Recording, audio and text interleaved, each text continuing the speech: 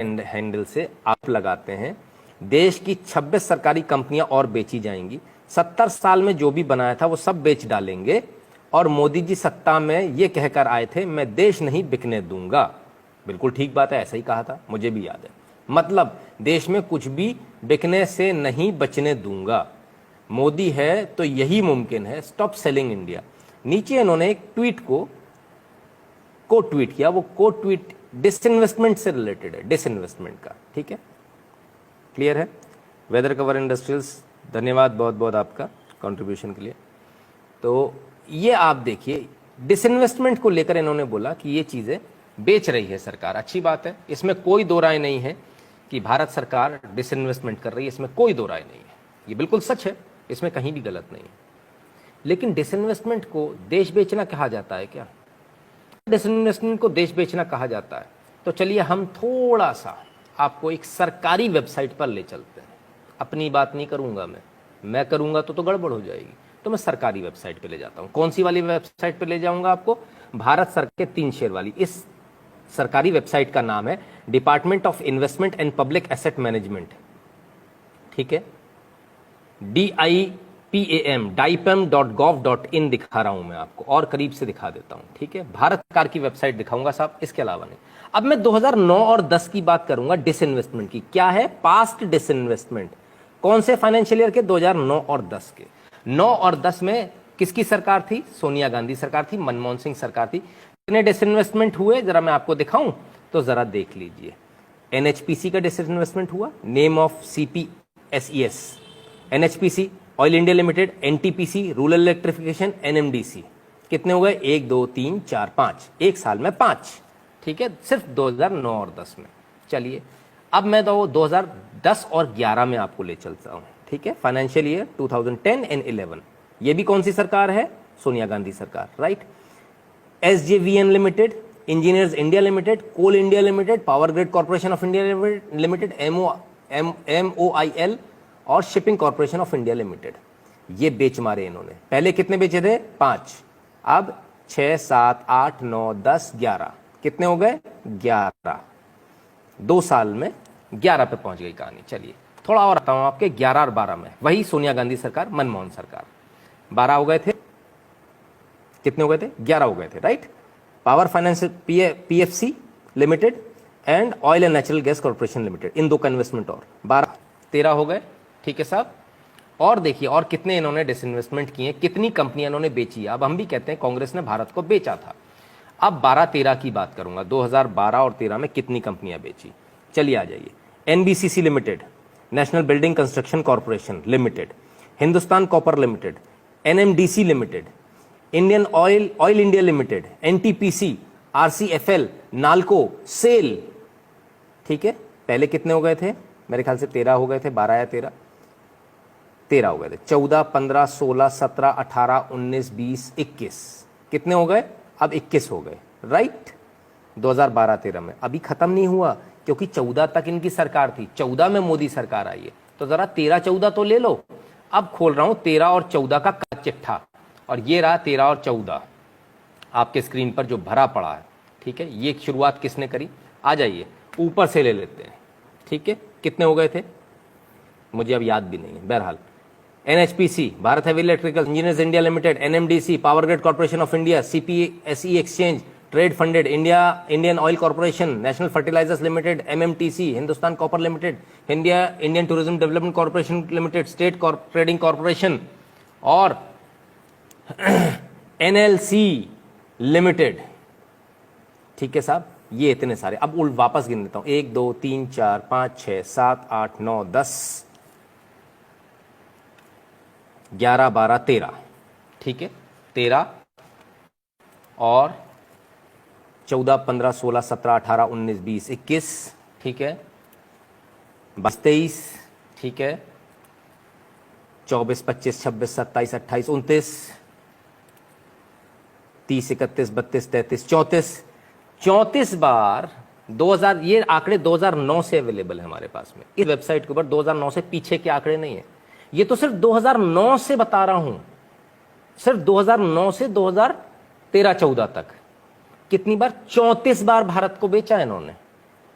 अगर डिसइन्वेस्टमेंट को बेचना कहते हैं, कितनी हद हो गई, हद है बेईमानी की।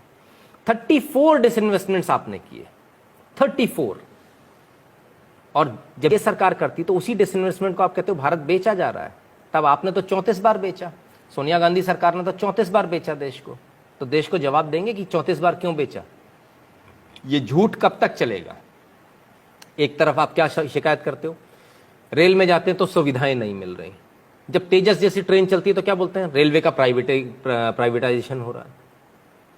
बीएसएनएल की सिम नहीं खरीदेंगे, खरीदेंगे जियो की सिम, लेकिन जिंदा बीएसएनएल चाहिए। कैसे हो जाएगा भाई? मेरे पैसे के, टैक्स के पैसे पर मैं तो तैयार नहीं हूं। या तो आप बीएसएनएल की सिम खरीदो, या बीएसएनएल वाले अपनी क्वालिटी में इतना सुधार लाएं कि लोग उनकी सिम खरीदें। उन्होंने खरीदनी नहीं है, उनका रवैया बदलता नहीं है। आप सरकारी हॉस्पिटल में चले जाइए, वहां भी यही हाल है। जब सब जगह यही हाल है तो लोग क्या बोलते हैं, अरे यार इससे तो प्राइवेट में बड़ा अच्छा है। आप जाइए जियो के काउंटर पर और बस अंगूठा लगाना है आपको, और आपको सिम दे देता है, चालू हो जाती है। बीएसएनएल वाला एक दिन में भी चालू करता है सिम, तो भी एहसान दिखाकर करता है कि देखो मैंने तुम्हारी सिम जल्दी चालू करा दी। राइट, ये है। ऑयल इंडिया एनएचपीसी 2-3 बार आ गए। हाँ बिल्कुल 2-3 बार आएंगे सर, क्योंकि इसका 2-3 बार डिसइन्वेस्टमेंट हुआ है, एक बार नहीं हुआ है। जितनी बार हुआ, जितने फाइनेंशियल ईयर में हुआ उतनी फाइनेंशियल ईयर में दिखाया। और आज फिर से एनएचपीसी और इन सब का नाम आपको दोबारा मिल जाएगा, ऐसा नहीं है कि नहीं मिलेगा। क्योंकि टेक ऑफलोड जो होती है, सरकार की जो भागीदारी है, वो एक बार में पूरी खत्म नहीं करती सरकार, थोड़ा थोड़ा करके ऑफलोड करते। कभी 5% कर दिया डिसइन्वेस्टमेंट, कभी 10% कर दिया। सरकार को जब जितना डिसइन्वेस्टमेंट जरूरी लगता है, right. So it is not कि एक ही बार होगा, ठीक है।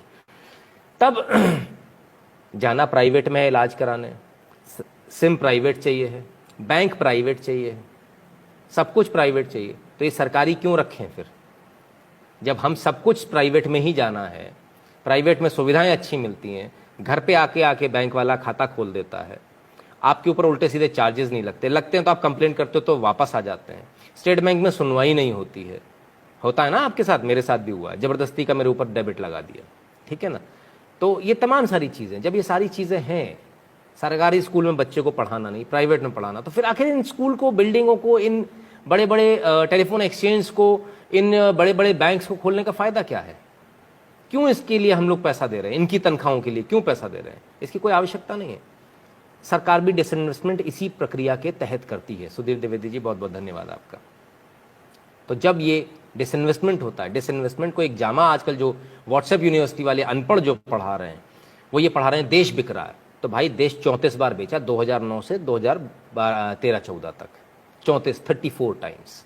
और ये मैं नहीं कह रहा हूं, अगर आपको मेरे आंकड़ों पर कहीं से भी शक है तो आप कुछ मत कीजिए, आप इस सरकारी वेबसाइट पर चले जाइए, और ये इस वेबसाइट को अच्छे से दिखा देता हूं, देख लीजिए, dipam.gov.in, ठीक है। उसमें आपको सब कुछ, सारे आंकड़े मिल जाएंगे। चिराग जी, बहुत बहुत धन्यवाद आपका। क्लियर है, बिल्कुल क्लियर है। आप लोगों को जो बेवकूफ़ बार बार बनाया जा रहा है उसमें समझ में आ रहा है क्या हो रहा है, क्या नहीं हो रहा है, ठीक है। और ये जो सारी चीज़ें हैं, डिसइन्वेस्टमेंट इसलिए नहीं होता कि हमको इसको प्राइवेट कर देना है, बेच देना है। इसका मतलब ये होता है हमें इसकी कार्य कुशलता बढ़ानी, कार्य क्षमता बढ़ानी। पीपीपी पे जाती हैं चीज़ें, पब्लिक प्राइवेट पार्टनरशिप, ठीक है ना, उस पर जाती हैं चीज़ें। कोई बेच नहीं रहा, कुछ नहीं बिक रहा है, सड़कें कोई बिक नहीं जा रही, जो सड़कें बन रही हैं, जिन पर आप चलते हैं।